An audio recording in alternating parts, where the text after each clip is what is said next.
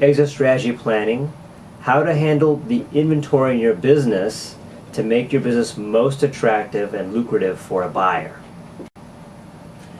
What is the number one problem you're going to find in your inventory-based business when you are showing the business to buyers and trying to get their interest in making offers? It's going to be, number one, having too much inventory.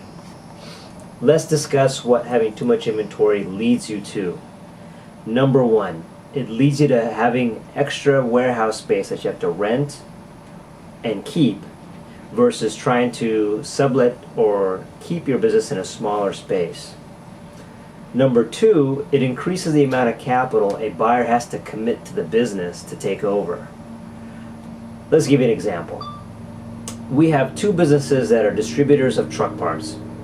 They both have an EBITDA of $400,000 average for the last few years. They're both asking $1 million for the business plus inventory separate. One has $400,000 of inventory on hand, and the other one has $800,000 inventory on hand. So for the first business, the purchase price is going to be $1.4 million. The second business is going to be $1.8 million. On a $400,000 EBITDA, we're looking at a almost 29% return on investment for the business that's priced at $1.4 million, including $400,000 of inventory. For the other business with $800,000 of inventory, you're looking at a 22% return on your investment. If you were the buyer, which one would you want to commit your capital to?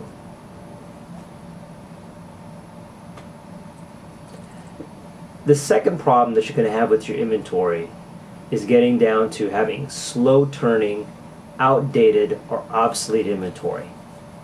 We know it's an emotional attachment that business owners have to their inventory because it's money they put in, and the money you put in, whether it was a year ago, 2 years ago, 5 years ago, 10 years ago, you got a great buy, even though it wasn't hot-turning inventory, but yet 5-10 years later it's still sitting in your warehouse. You need to get rid of that. Buyers don't want to see and don't want to be afraid of having to commit money and sinking that money into inventory that's not going to turn. A quality buyer is going to argue with you and try to get that inventory for free, or if nothing else, pennies on the dollar. So instead of having that fight with the buyer, you might as well liquidate that dead, obsolete, slow inventory now, use the capital to improve your business in one way or the other, and then also allow you the flexibility to decrease the amount of space you lease so that your occupancy costs are lowered, which, guess what, increases your bottom line. Profits go up, you're happy, and a buyer is going to be much more interested in paying you more for your business because it's profitable at a higher level. The third thing that concerns your inventory is having outdated pricing from your manufacturing suppliers or your other vendors. You know, commodity prices go up and down all the time. Manufacturing processes and techniques change and get innovated all the time. So you need to make sure if you have inventory that you keep buying and you haven't negotiated prices within the last 6, 12, 24, 36 months, it's time to do your homework to see if prices have gone down for your suppliers, or if the cost of goods or the manufacturing price has gone down for your suppliers.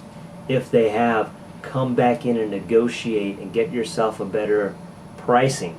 If you have better pricing, again, your expenses go down, your bottom line goes up, you're happier, and you have much more interested, better qualified buyers looking at your business to pay you more and get your transition to be smoother and more profitable. That's it. Hope you enjoyed. I'm Pramod Patel with Just Elementary 8 Commercial Business Brokers. If you have any needs when it comes to preparing your business for sale, evaluation on your business, due diligence services as a buyer or seller, feel free to contact us, 323-213-9193. Take care.